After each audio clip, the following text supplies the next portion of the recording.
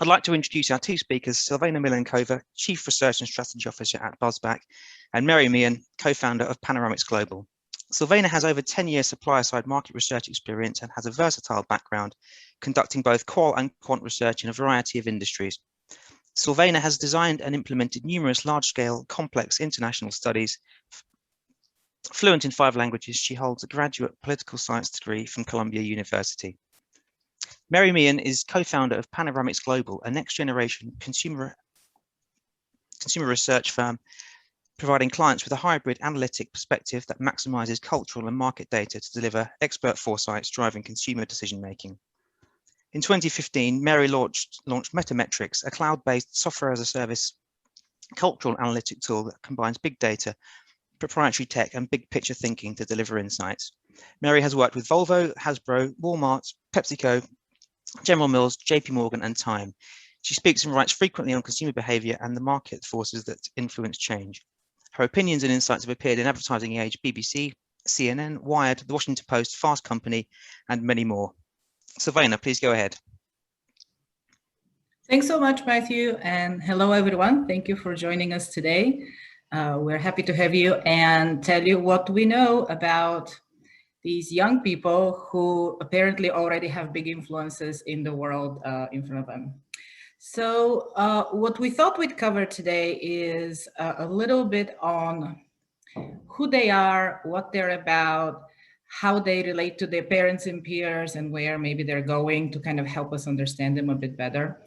And this really is a part of a webinar series we've been running over the years where we focus on understanding people's hearts and minds and really getting close to them in a better way and kind of getting beyond the surface. And how we do this is really through interactive techniques, trying to get a bit more engaged with them, but also meeting them where they are and not making, research a test, but actually making it a little bit more integrated into their daily lives.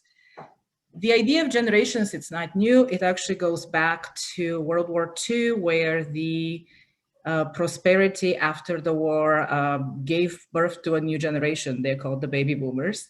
And they are the ones actually who are the only generation formally recognized by the US Census. After that came Gen X, which, for lack of a better word, was not very descriptive or distinctive, thus the X. And after that, Gen Y and millennials, as well as Gen Z. We at Buzzback have done a lot of work trying to kind of tease apart what sets Gen Xers apart of Gen Yers, what about Gen Z is really different and unique. And typically we would do this kind of later on when these people have a bit more of a spending power, or at least more of a defined personality traits. But with Alpha, the world is moving so fast. First, because there will be really, really large generation, 2 billion by 2025, which is not that far away.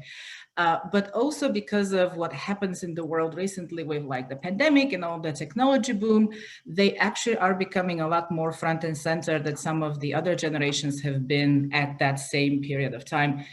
Keep in mind, these are quite young people, and their spending power is kind of increasing. If you look at Gen Z, which is generation right behind of them, it's immensely bigger and large and substantial compared to what the boomers or even Gen Xers had before them. We'll cover a lot of the key themes that define this generation, at least as we know it today. But I thought it may be interesting to just kind of give you a snippet of who they are.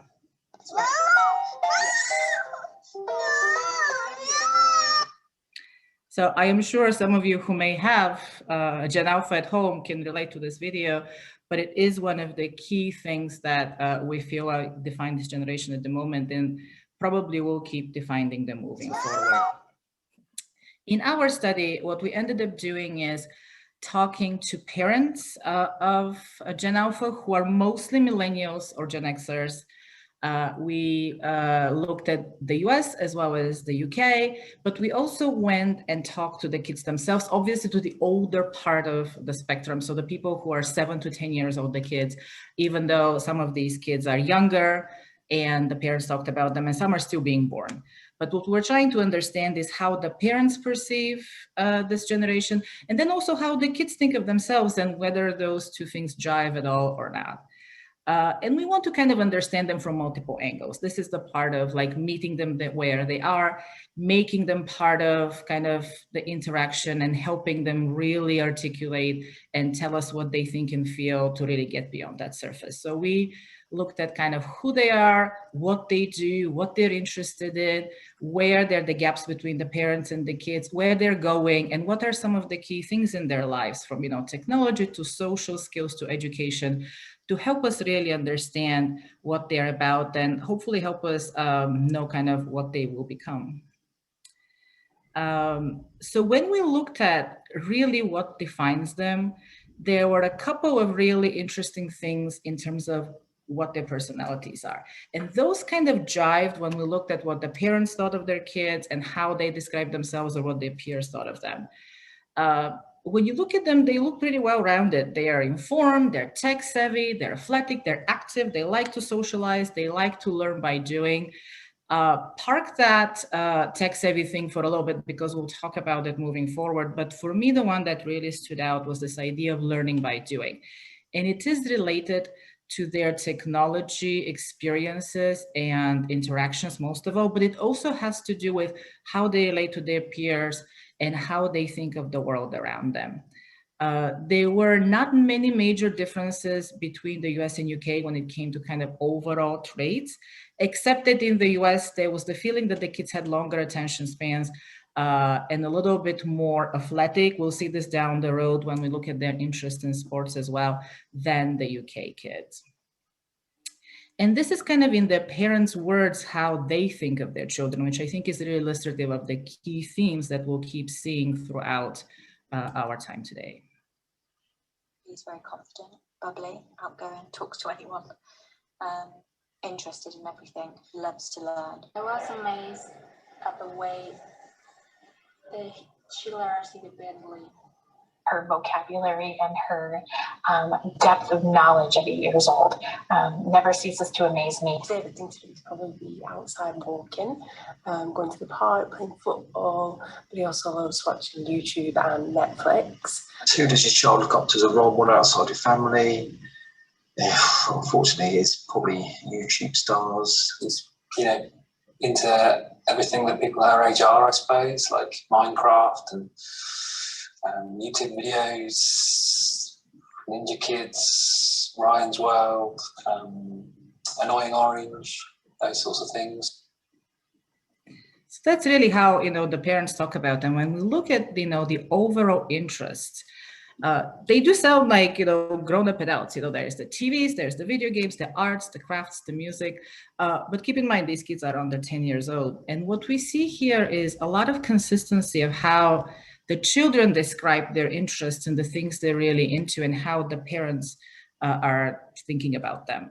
We do see a couple of differences between the US and UK here, mostly around certain video games in the UK, Roblox and Minecraft being the two major ones that we see. And in the US, we're seeing a little bit more gravitation towards sports and like the variety of sports. It's not just a certain one. What was really astonishing to me was that these kids, like 5, 6 years old, we're talking about having, tried football and soccer and tennis and swimming. So there is a lot of activity that goes on in their daily lives. And that is on top of, some of the arts and crafts and socializing. So they definitely are busy and probably busier than some of their predecessors. Some things that they didn't talk about that the parents highlighted was this idea of getting together and cooking together and baking for the UK specifically. I think that was probably more of a given to the kids, but for the parents was maybe a way to connect and socialize with their kids. So that came up more from the parents' point of view. And pets in the US. So there were a lot of parents who talked about responsibility and how the pet gives that responsibility to the child, which I think for the child just has become part of the daily routine. So again, it wasn't as top of mind as maybe for the parents on their own. When we talk about influencers, YouTube is huge. It's huge in terms of what they learn from there, how they look at entertainment, what they learn from the things they've learned and how they connect one thing to the next, and also where they get the social influencers. That's kind of why if you saw some of the parents talking about the YouTube stars and how those are very prominent figures and role models in their child's life, that is kind of where that's coming from. Social media is a little bit secondary to it, especially in the UK. And then you kind of have a little bit of the additional kids channels, which we typically see with every generation and streaming services. But it will be interesting to kind of see as they get older, what the influence of social media becomes, if any, and where kind of YouTube stands. And Mary, I don't know if you have any thoughts on kind of the role of social media and where it will go as these kids grow and expand, but also as the world around them changes. You know, yeah, Sylvana, it really is just so important. And I think the shift is really twofold. Social media is, you know, becoming truly social. I mean, this is how kids play together now. And they can not only share games together, but they can watch their programs together on Netflix during Netflix parties. And through some of these platforms, they can even host their own events. So they really can take control of that social environment.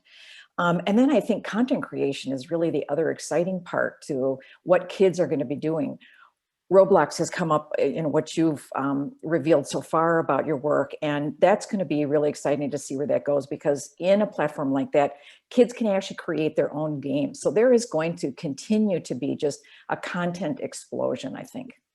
Yeah, I think that makes perfect sense. And, you know, it's always been interesting. In one of the videos that I was watching as part of this and some other work, there were kids watching kids play games. Right, yes. Which to me was like, why would you do that? But it is a totally new world. And there is such an excitement and interest. And like one thing builds onto the next, kind of what you're talking about, the creating and the moving forward, that is really fascinating.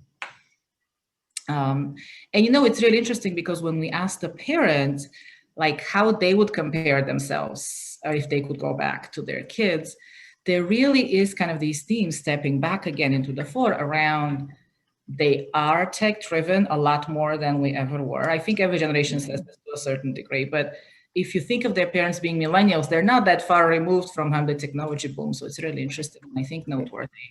The social media activity, I think it's still surprising to parents because they are so young and so savvy and able to do it, kind of goes with the technology to a certain degree.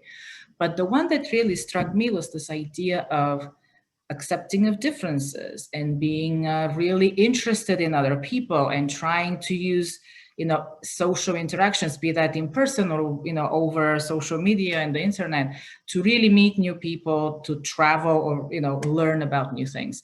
And this is a more diverse generation than anyone's we've ever had so far. So it perfectly makes sense. And I think this will be something that will be important to watch moving forward as to how that develops and where these kids go. And then when we looked at kind of the aspirations of the parents, again, probably coming from where they thought of themselves and wanted to be, is this idea of the US being a bit more pragmatic and still kind of looking for, you know, careers and good education and kind of making sure they're successful in the world from that point of view. Where in the UK, we saw that it's like higher level values around like happiness and health and being a well-rounded person. So definitely seeing a little bit a difference in the parental attitudes, at least from an aspirational standpoint with this generation.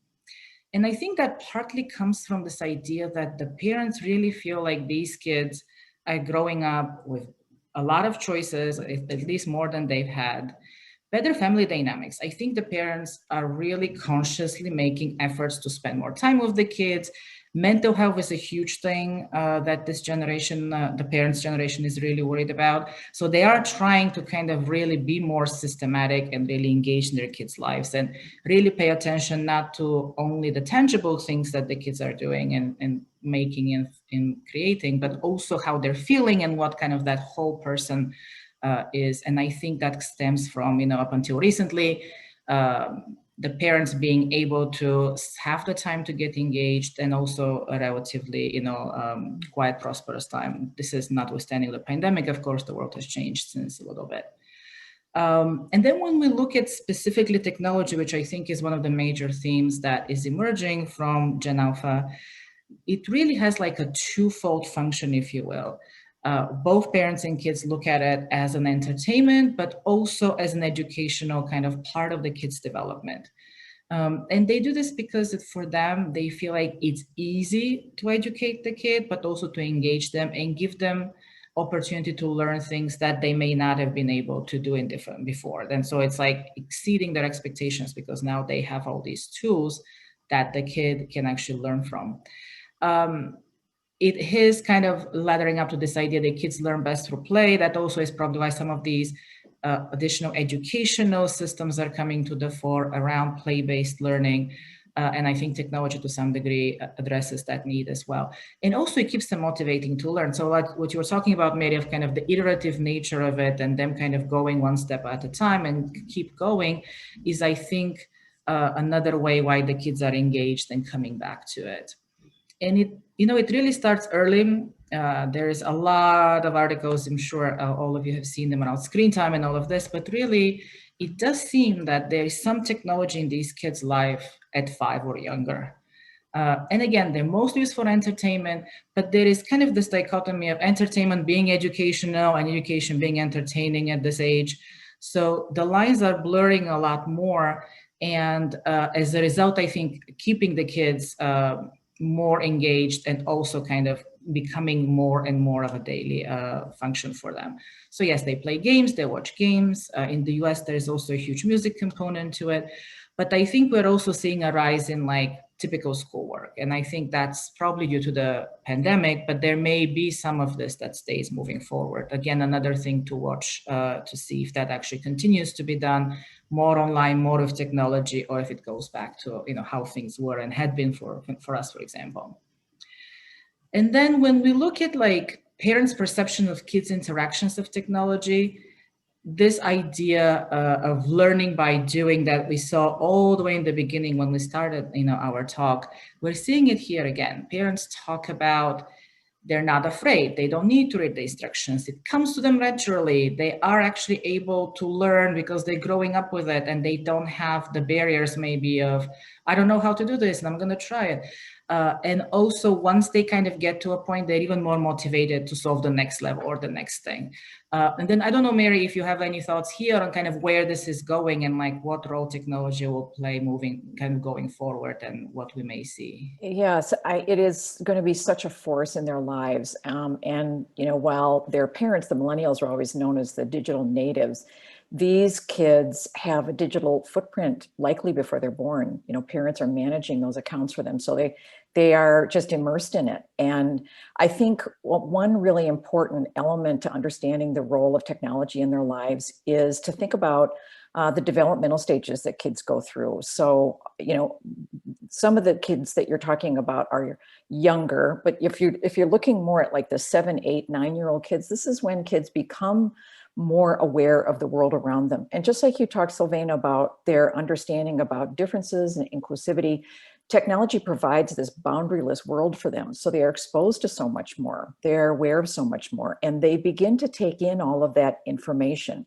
And developmentally, kids are just hardwired to now start moving away more from their family and more towards their friends. This is their goal, is to find their people. Who are their friends? Who do they fit in with? And it is essential. It is social survival to them to find those people and stay with them. And so being part of social media really facilitates that, right? So it means that you're in on all the jokes, you're in on all the memes, you're in on the latest dance craze. You see all of this and you take part in it. And so they're there naturally. So learning is also going to be a part of that. And I believe that kids are going to be learning more visually than they have before, particularly with technology.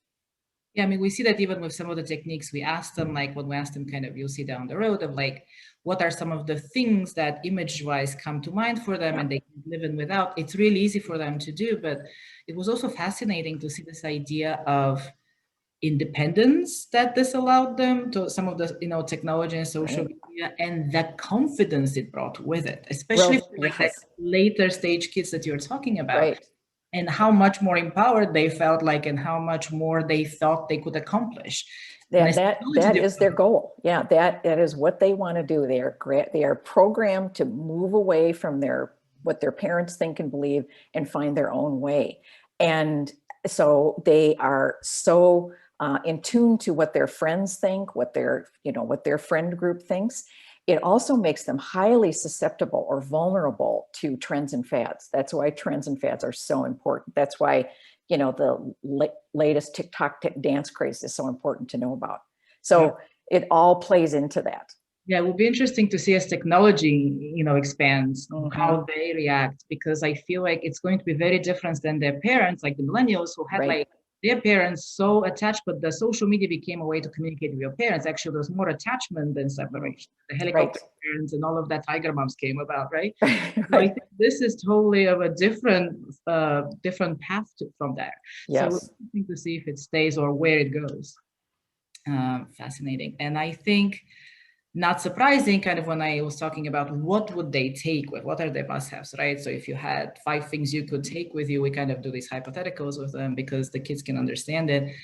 Mobile phones and tablets and all of that technology was there, right? And then we kind of go into the essentials. So for them, almost like you had the technology as an essential, and then like, the food and the drinks and the snacks and the things that you may expect, 3, 5, 7-year-old to want. And then some toys, but really it was fascinating to see kind of how technology has become part of the essentials. Yeah. No, go ahead. And I was just going to say something about the influencers. So when we look at kind of how they're influencing their parents, because as I said at the beginning, some of these kids are very young and some are not even born, but there is this idea of the parent being involved and wanting to kind of participate, where they are actually looking at, would my kid like this? Is this something that they would do? Is that something that they would gravitate towards as like the main decision-making factors? And then they come like the more like health ingredient things. In the UK, we saw a little bit more of price sensitivity and kind of brand being at the bottom of this. And I know we'll see this kind of down the road, Mary, but do you have any thoughts around kind of what this hierarchy means, or is there something for us to learn as maybe marketers and researchers that comes from here? Oh yeah, I think the branding world is having to weather a massive shift right now, because of course it is essential that a brand develop a unique visual expression and a unique brand personality, but that is now just table stakes. That has to be there as a fundamental. Consumers more and more now, and it's really led by millennials particularly, consumers more and more want companies and they want brands to solve problems, big societal issues. And this is quite a burden for brands really when they've never been in this position before. So how do brands take a stand? What is meaningful and what is not? And so we've seen, millennial parents, look to companies and brands to stand up for something. And we've seen Gen Z really embrace that and expect that, not only of the brands that they support, but the companies that they want to work for. And now, this new young generation is seeing their parents, they're seeing their siblings, all the other relatives embrace this kind of thinking about what to expect of what I purchase. And this is going to be a big shift for brands more and more. Yeah, I remember when we look at like Gen X, for example, they would talk about familiarity with the brand and having been around and having kind of a brand purpose. And then once the millennials came of age, it was really about the values. Like, do these values match my own? What do these brands do that's for a bigger kind of broader good? And these are their kids. So it kind of makes sense that some of that would continue down the road. But for us, it was this major shift. And I think it's interesting what you're saying in terms of where like that's evolving into and how brands need to respond to that. And then when we look at kind of more specific categories, we have a lot of detail on each of the different food and beverage choices and preferences, as well as personal care. I won't belabor this, but when you're looking at kind of what they're influencing, two interesting things really stand out to me. One is the fact that the kids and the parents are aligned. So there isn't like a big disconnect of what the kids think they want and what the parents think their kids want or have influence about. In the US, it did seem that we had more permissive parenting, for lack of a better word, where the parents felt like they're taking their kids' needs and expectations and wants a bit more seriously than maybe in the UK to a certain degree. And that kind of carried over when we looked at specific snacks, but also when we looked at personal care products. So there definitely was a lot more kid-driven choices in the US when it came to, toothpaste, shampoos, personal care products, wipes, all of those things that the kids are using. They actually had a lot more say in it, specifically asking for certain things, certain colors, certain brands, certain experiences, even though they may not exactly understand what they're asking for there. And it was interesting to see from that perspective how the US and UK differed a little bit when the parents were thinking of what happens when I haven't thought of a product or something that my kid is asking for. How do I react? In the US, generally positive feedback, I would get them what they want. I'm happy, it's okay. It's part of their independence kind of a thing.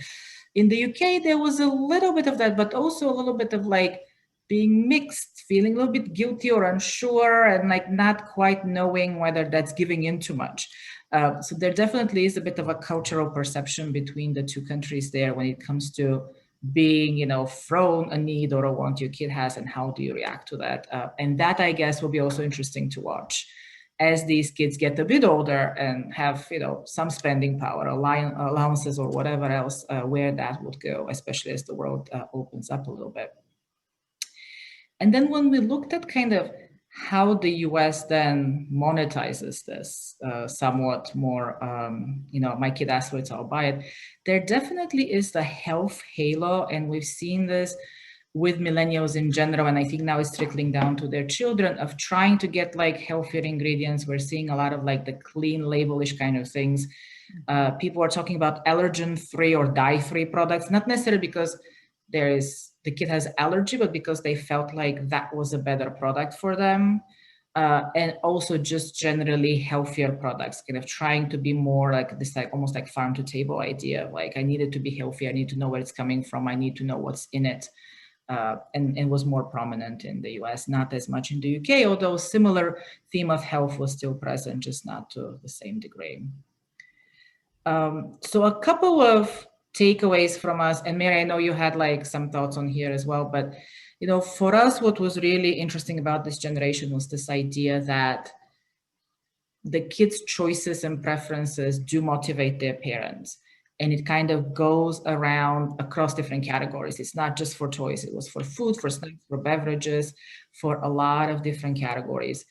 I think that's because this generation is growing up with a lot more choices and attention. The parents are actually looking at kind of parenting the whole child and looking at their, mental and physical health as kind of a key thing there.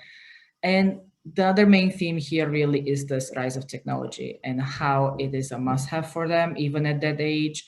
And it's kind of given way of these kids being really tech-savvy, very tech-forward, very capable and independent, to the degree that actually they're teaching their parents to some degree of some of these things, which I think for parents is kind of, on one hand, amazing, on the other hand, feeling really behind the curve. YouTube is huge, as I talked about this. It is their key entertainment and to some degree educational source, as well as their role models, kind of going back to Mary's idea of the fads and all of that. I think some of that is coming from YouTube. It will be interesting to see, which of these stay and go.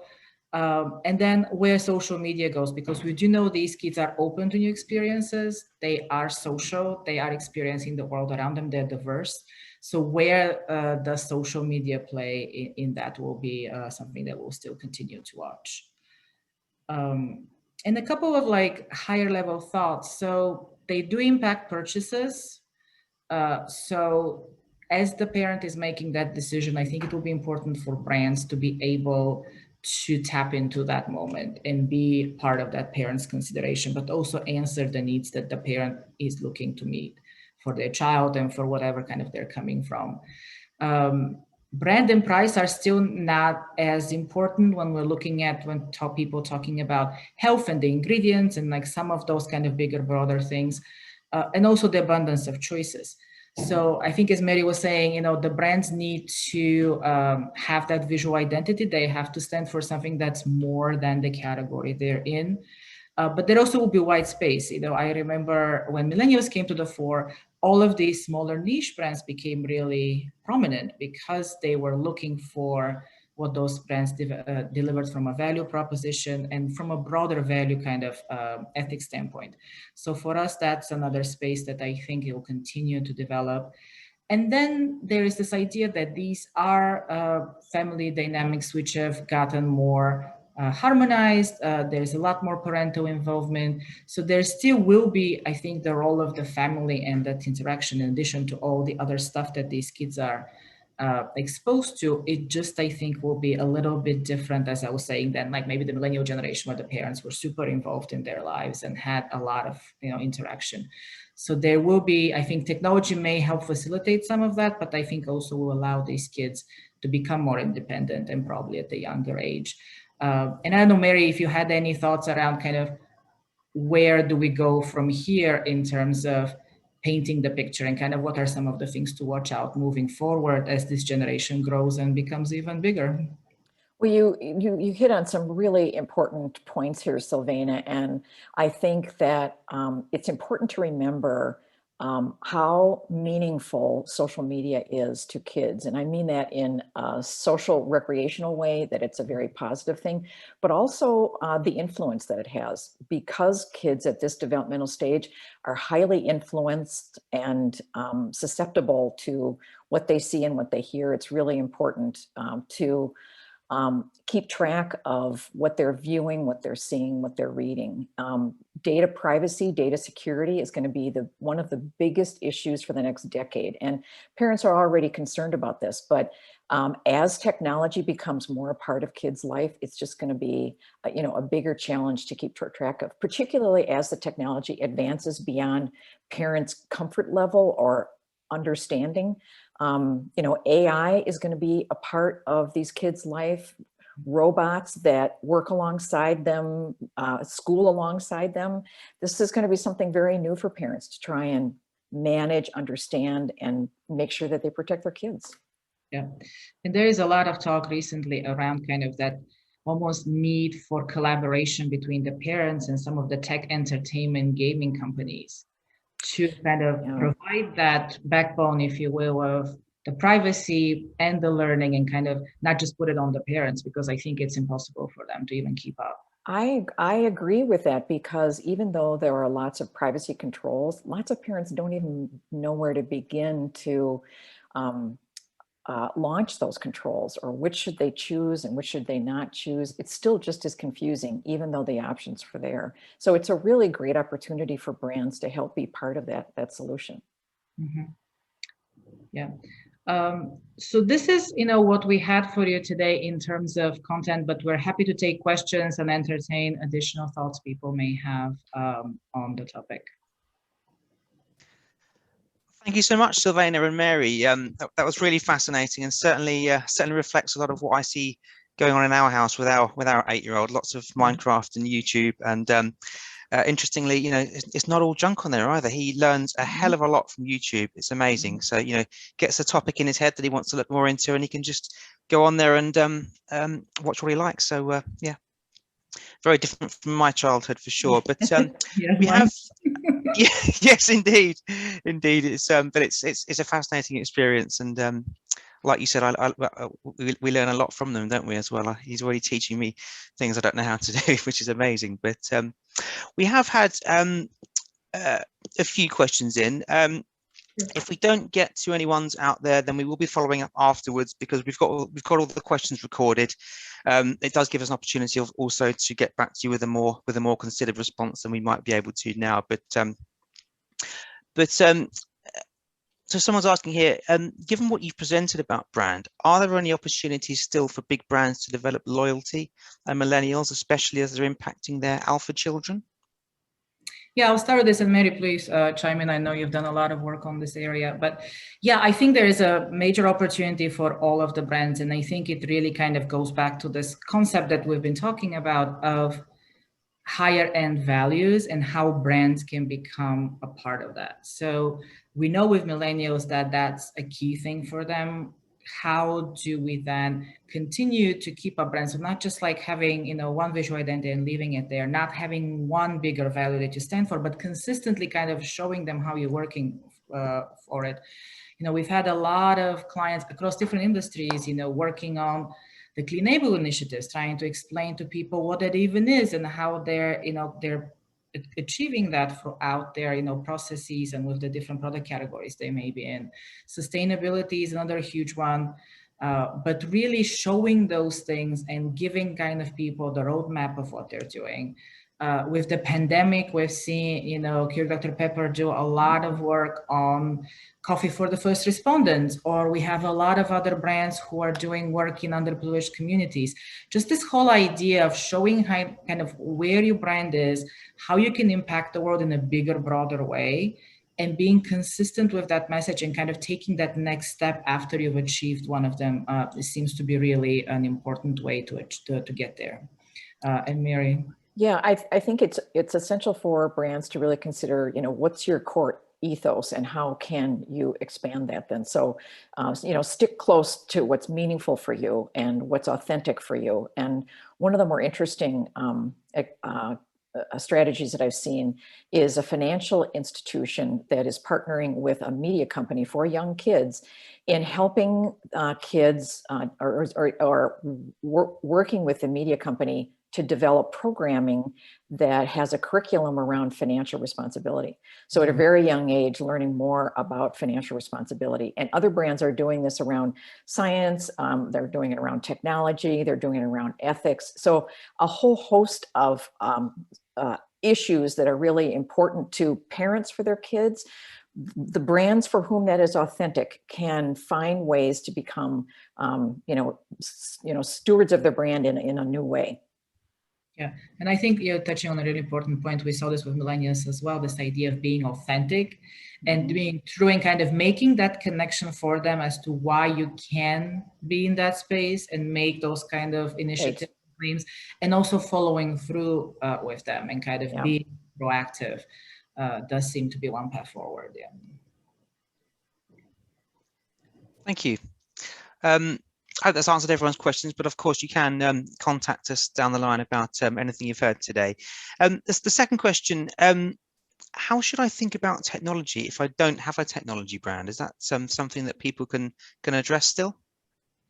Yeah, that's an interesting question. Absolutely. I mean, as we were saying, technology is all around us, even with, you know, the 5-year-olds. So I don't think you need to be a technology brand. And what we're seeing lately is even more crossover between technology and, you know, health, and as Mary said, financial services and food, and where, you know, all things come from. So in a way, you don't have to be a technology brand, but you could really capitalize on it. We've had, I mean, with the pandemic, social e-commerce has had a huge boom. So people are actually experiencing 10-fold sales on e-commerce than they were not prepared for. So that's irrelevant of the, you know, industry they may be in. The rise of AI, I think Mary also mentioned, I think we saw it from the parents talking about Alpha, is huge. There are a lot of opportunities there in terms of being able to interact and scale up with them. And also, you know, there is this whole proliferance of apps and widgets and people getting information or learning even through play that I think will be super important. We've been doing a ton of work lately for companies like ranging from fitness to telecom to food, of working on different apps and kind of testing interactive stimuli in the moment they're kind of built to help really hone in what people are looking for and how they may be building loyalty or how they may be actually becoming more top of mind for your potential consumers. So there really is a lot of opportunity in technology. You don't have to be a technology brand to do it. And actually, it's even more so important for those who aren't, because they kind of need to bridge that gap and get their message there, especially generation. I'll add to that, Silvana, really, really great point. And I'll add to that many companies can just learn from the consumer experience that technology companies have employed, because customers are now expecting the same sort of experience wherever they go. So everything has to be seamless. Everything has to be personalized, customizable. Everything has to be everything. So I think that that's another way to think about it. Yeah, definitely. Thank you. And will Gen Alpha in the future look different from what you saw here? Well, certainly they'll age, so that'll be different. But, you know, just as we saw millennials, you know, move into a new life stage as they, you know, either move through secondary education, you know, get jobs, some get married, they're having kids, obviously. This changes your outlook and it changes your choices, your values reprioritize in another way. So you'll see shifts and changes, but as a cohort, they are going to exhibit and express a certain set of characteristics that kind of move along with them through their life. And that's going to be the important part to watch. Yeah, definitely. I must admit, I don't know why, but I have a feeling that we're in good hands with this generation somehow. Certainly, Yeah. from what they come out of with their days at school, they seem to be being given the right right messages anyway. So it's all it's looking positive, I think. Well, that is about all we have time for. But thank you to everyone who's joined, and thanks Mary for joining BuzzBack and your contribution today, and thanks Silvana. If anyone has any questions or if you'd like any suggestions on future topics you'd be interested to hear more about, we're always looking out for those. So do drop us an email. I do mean that because we do one of these a month roughly. So keep the content ideas coming. And you can reach out to us at info@buzzback.com. But thanks everyone, and enjoy the rest of your day. Thank you. Thanks Savannah. Thanks Mary. Bye. Bye. Cheers. Bye.